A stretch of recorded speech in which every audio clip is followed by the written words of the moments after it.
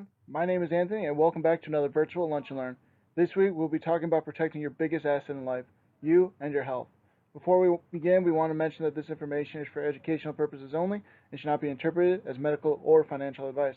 Enjoy.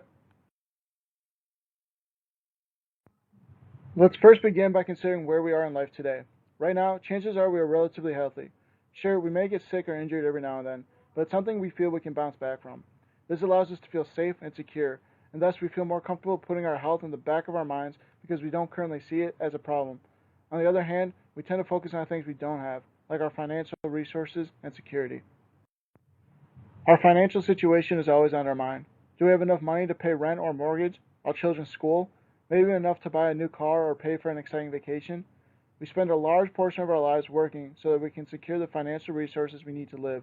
So it's no surprise that the American Psychological Association consistently lists money as one of their top contributors to stress each year. Unlike our health, we don't feel the comfort of financial security, and that fact consumes our minds. We want to see a significant rise in our portfolio throughout the years and invest significantly into things like our savings account, 401k, and life insurance so that we and our families are protected. But this might be giving us a false sense of security. We save up big for our retirement, knowing that we both won't have a consistent income anymore and that we want to be able to afford certain luxuries later on. But once we have this golden egg, are we able to enjoy it? While our financial profile is rising, our health profile is slowly deteriorating, and we become less functional and more susceptible to disease later on. This is why our health is our biggest investment. Look at this image. This is a theoretical concept in physiology called your physiological headroom, and it demonstrates two different health paths people can take in life. In life, you want the area under the curve to be as high as possible, representing good cardiovascular strength, functional ability, and basically good overall health. As you can see, people can have a relatively similar path of natural growth up until about age 30, at which point we see a divergence into a red and green line. The red line depicts a norm in today's society, a deterioration in our physiological headroom as a result of physical inactivity. While this may be the norm today, the natural line to follow is actually the green line. As I'm sure you know, our ancestors evolved to be quite mobile throughout the day in order to hunt and gather resources. While we may have lost this need to be mobile to gather resources, our bodies haven't evolved to accept this loss, and we are currently seeing a large decrease in physical activity from one generation to another. Our body wants to continue being physiologically stable throughout life, but if we don't stimulate our body through exercise, we will lose that stability. Now check out this dashed line, representing a theoretical lower functional threshold. It says that once our health line passes that threshold, we are no longer able to care for ourselves and live independently, something we all want to avoid. Even if you save up enough money to enjoy your retirement, it won't matter if you don't have enough health to execute on those plans. So, what are your health assets you need to be investing in? Well, there are five major components of health: cardiovascular, muscular strength, muscular endurance, flexibility, and body composition. In order to be set for life, you need enough resources in each of these buckets. But luckily for us, research is beginning to suggest resources placed in one bucket in particular will have a compounding, distributing effect on other buckets. That bucket is your muscular strength, and with proper resistance training, you can hit all other major buckets as well.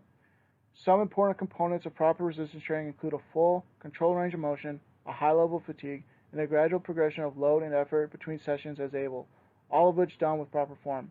One thing you may not have considered before is how crucial having strong muscles is for your heart, so let's discuss. First, the stronger and more efficient your muscles are at meeting an exercise demand, the less the need to call upon the heart for an increase in blood flow to replenish nutrients and wash out metabolic waste. Additionally, when that need for more blood does happen, the heart will still have to work less because the contraction of your muscles help massage blood throughout the body. Both of these physiological adaptations will allow the heart to pump less frequently and less forcefully. Many in the health community are beginning to understand the importance of muscular health on heart health, which is why many organizations, like the American Heart Association, recommend two full body strength training sessions a week. It's because of this ability of the muscles to affect the heart that there is no true cardio workout, because all exercise affects the heart. The more accurate definitions of cardio are aerobic and anaerobic exercise, where aerobic accounts for things like steady state running and swimming, and anaerobic accounts for things like resistance training and HIIT classes. In addition to hitting all five components of health, resistance training has the ability to affect all organs throughout the body, such as the brain. Recently, muscle has been discovered as one of the largest hormone releasing organs in the body, allowing it to talk to multiple organs at once. For the brain, this may help explain why physical activity helps promote knowledge retention and prevent cognitive decline in diseases as severe as Alzheimer's. Now that we've discussed the available assets you have to invest in, let's discuss what resources you have to divert towards these assets. In truth, we have two major resources at our disposal: time and intensity. In regards to time, I'm sure many of us know it is a finite resource. We only have 24 hours a day, 7 days a week. Once you account for sleep, work, and family time, you have your leisure time left over. How much of that leisure time you use for exercise is up to you, but as we know, most people reference a lack of time as a barrier to consistently exercising. So if you find yourself with a lack of time, what you choose to do and how you do it really matters when it comes to exercise.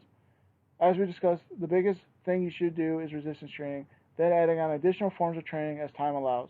In terms of how, there is a way to get a meaningful workout in a short amount of time, a solid plus if you believe yourself to be busy, and it comes down to intensity. Here, intensity refers to effort, specifically how much of your maximal effort are you giving to each exercise session, and it should be a near inverse to how much time you give to each session.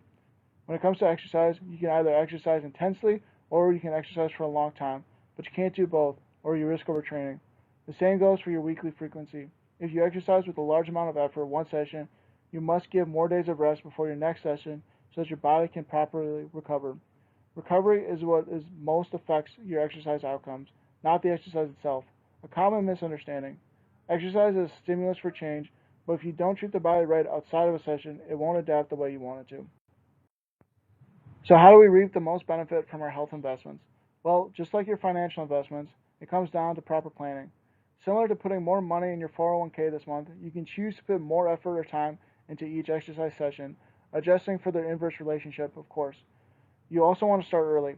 Saving as much heart, muscle, bone, brain, and overall health now will allow you to have more security later on in life.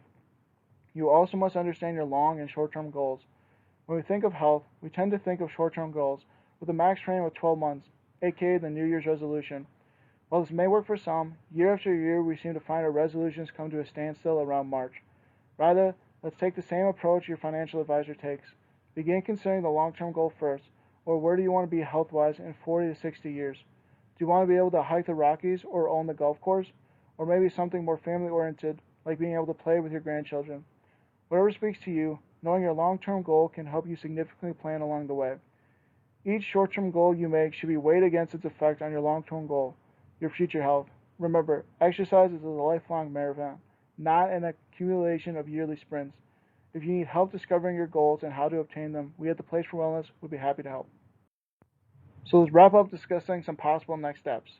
First, establish a long-term goal. Then work to accomplish it with a conscious consideration of short-term goals. Then begin incorporating resistance training into your weekly routine. Even if you don't have much time, you can still make use of shorter sessions by actively increasing your intensity over time.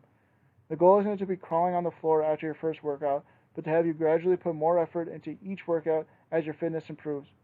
Next, after you've started putting in a significant amount of accumulated time in exercising, it'll be important to find time to move outside the fitness center as well. This won't require much thought on your part, since your consistent schedule of exercise will teach your body to begin to expect movement, and thus you'll find yourself with more energy that you'll be craving to use. When this time comes, don't ignore the sensation, even if it means just getting up and moving around for a few minutes. And finally, this all comes down to you being intentional in securing your why, your long-term goal. Keep what drives you at the forefront of your mind, and when you finally find yourself in retirement, you'll be able to enjoy it, making everything you're doing now well worth it. I want to thank you all for joining us today, and I hope you're able to take away some valuable information. We understand that these next steps can be hard when you don't know what the right next move is for you. So if you ever have questions about anything we've discussed today or anything regarding your health and fitness journey, we at the Place for Wellness would love to have a conversation with you. Thank you.